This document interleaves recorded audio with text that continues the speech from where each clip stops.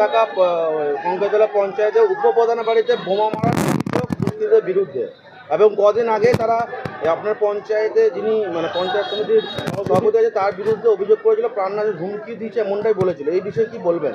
দেখুন, আমার কাছে যেহেতু খবর আছে, কঙ্কালতলা গ্রাম পঞ্চায়েতের স্থানীয় বাসিন্দা যারা আছে, এখানে 115টা ছোটো ছোটো রুম তৈরি করা হয়েছে কঙ্কালতলা পঞ্চায়েত উন্নয়নের স্বার্থে। সে 115 জন অভিযোগ করেছে তাদের কাছ থেকে লক্ষাধিক করে টাকা নেওয়া হয়েছে বিনা রসিদে। এখানে একটা মাটি সৃষ্টি প্রকল্প আছে, যেটা আমাদের মাননীয় মুখ্যমন্ত্রী মাননীয় মমতা বন্দ্যোপাধ্যায় তার স্বপ্নের প্রকল্প। তিনি বলেছিলেন মাটি সৃষ্টি প্রকল্প যেগুলো হবে সেইগুলোতে যারা আমাদের স্থানীয় মহিলারা আছে, মায়েরা আছে, গ্রুপ আছে, তারাই সেটা পরিচালনা করবে। এখানে দেখা গেছে যে 3 জন ব্যক্তি ওখানে নিয়োগ করা আছে, এখানে কোনো গ্রুপের ওখানে নিয়োগ করা হয়নি, অর্থাৎ মহিলারা ওটা রক্ষণাবেক্ষণ করছে না। এই ধরনের একাধিক অভিযোগ বোলপুর শান্তিনিকেতন থানাতে ওনার বিরুদ্ধে করা হয়েছে, যেটুকু আমার জানা আছে।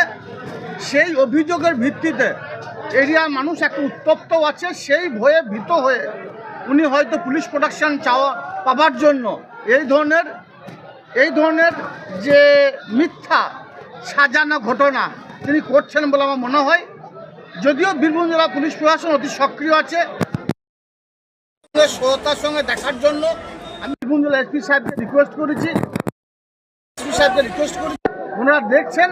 তো এটা সত্য নয় বলে আমার বিশ্বাস, কারণ 2023-2024 যে নির্বাচনগুলো আমরা করেছি বীরভূম জেলা কোর কমিটি, কোনো ক্ষেত্রে বোমাবাজি গুলিবাজি হয় নাই। অর্থাৎ বীরভূম জেলায় না কোনো বোম ছিল, না কোনো গুলি ছিল। জানি না কী জন্য, কোন অজানা রহস্য হঠাৎ এসে উদ্ঘাটিত হয়ে গেল বীরভূম জেলায়, যার জন্য আবার বোমাগুলি চালু হয়ে গেল। এটা না হলেই ভালো হয় বলে আমি মনে করি। অবশ্যই এটা সাজানো ঘটনা, 2 দিন পরে পুলিশ তদন্ত করছে, আসল সত্য অবশ্যই উদ্ঘাটিত হবে। হয়ে এখানে কাজ করছেন বলে মনে করি। ওনার বিরুদ্ধে একাধিক অভিযোগ, আপনার শান্তিনিকেতন থানায় গেলে বুঝতে পারবেন। লোকাল মানুষ তাদের কাছে বিভিন্ন ধরনের প্ররোচনা দিয়ে তাদের কাছ থেকে টাকা পয়সা আত্মসাৎ করেছিলেন, যার জন্যে তার বিরুদ্ধে একাধিক অভিযোগ শান্তিনিকেতন থানায় করা হয়েছে। এখানে যারা ট্রাস্ট আছে, সেই ট্রাস্ট থেকেও কয়েকবার টাকা তোলা হয়েছে, ধর্মীয় স্থানীয় থেকেও টাকা উনি তুলেছেন, সেটার প্রমাণ আছে। সেই ভিত্তিতেই তিনি ভয়ে ভীত হয়ে পুলিশ প্রোটেকশন চাইছেন, যার জন্য এ ধরনের ঘটনা ঘটাচ্ছেন বলে মনে করি। আপনারই দলের উপপ্রধানকে তাহলে মিথ্যাবাদী বলছেন? দেখুন, আমার দল যে অপরাধী, যে মিথ্যুক সে মিথ্যুক, সে তোলাবাজ, এটা আমাকে শিখিয়েছেন আমার দল মমতা বন্দ্যোপাধ্যায়। তিনি যে খারাপ কাজ করবে, দুষ্কর্ম করবে, তার এই দলে ঠাঁই হবে না। এটা মমতা বন্দ্যোপাধ্যায়, অভিষেক বন্দ্যোপাধ্যায়ের নির্দেশ।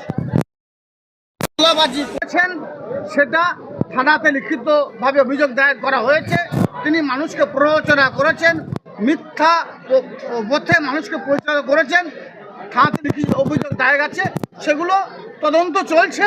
সেই ভয়ে ভীত হয়ে উনি এই ধরনের ঘটনা ঘটাচ্ছেন, যাতে মানুষের সামনে অন্যভাবে নিজেকে তুলে ধরার চেষ্টা করেন, কিন্তু সেটা হবে না।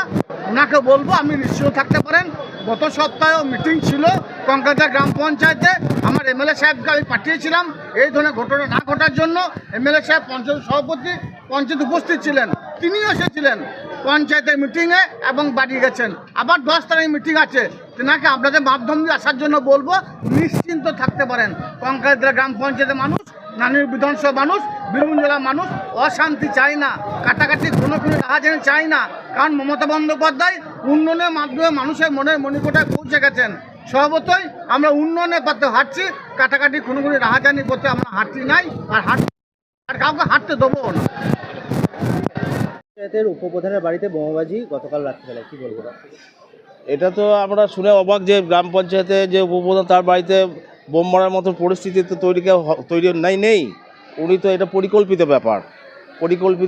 উনি সিকিউরিটি চাইছেন, সভাধিপতি বললেন নিজের বক্তব্য, উনি সিকিউরিটি চাইছেন। ওনার কাছে ওনার অনেক পাওনাদার, উনি তো নিজেই অ্যাংজাইটিতে ভুগছেন, যার জন্য একটা প্রচারের আলোয় আসতে চাইছেন এবং নিজে পরিষ্কার হতে চাইছেন, যাতে করে সিকিউরিটি দেওয়া হয়, এবং নিজেকে অস্বস্তি বোধ করছে নিজেই।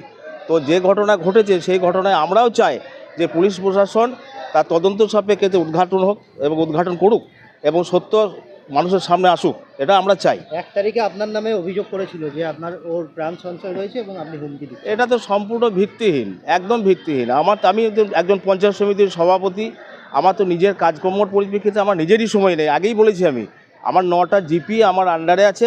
স্বাভাবিকভাবেই প্রত্যেকটি জিপিতে আমাকে কোনো কারণে প্রশাসনিক যে কার্যকলাপ চলে সেই কার্যকলাপের পরিপ্রেক্ষিতে যোগাযোগ রাখতে হয়। সেই কারণে এক মুঠো অন্ন যেটা ছিল উনি আসেন না। এক মুঠো অন্নর যে সংস্থা, সেই ট্রাস্টটা অচল হয়ে গিয়েছিল। গরিব ভিক্ষুক মানুষ যারা প্রতিদিন খেতে পায়, সে খাওয়াটাই বন্ধ হয়ে গিয়েছিল।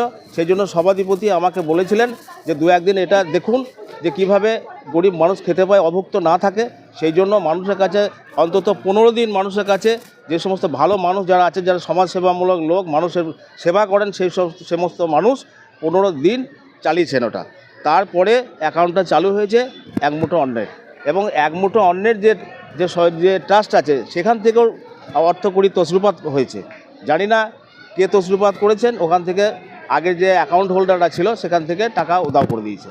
এই মামুন শেখ অঞ্চল সভাপতি ছিল এবং এখন উপপ্রধান। হ্যাঁ, তো তার বাড়িতে বোমাবাজি হচ্ছে, সেটা তো আমরা কি করে বলবো? তার বাড়িতে বোমাবাজি হচ্ছে নাকি পরিকল্পিত ব্যাপার, হ্যাঁ, নাকি সাজানো ব্যাপার? আমরা তো মনে করি এটা সাজানো ব্যাপার। সাজিয়েছে বলে মনে হয়। সেটা উনি নিজেই সাজিয়েছেন, যে নিজেই এইসব করছেন।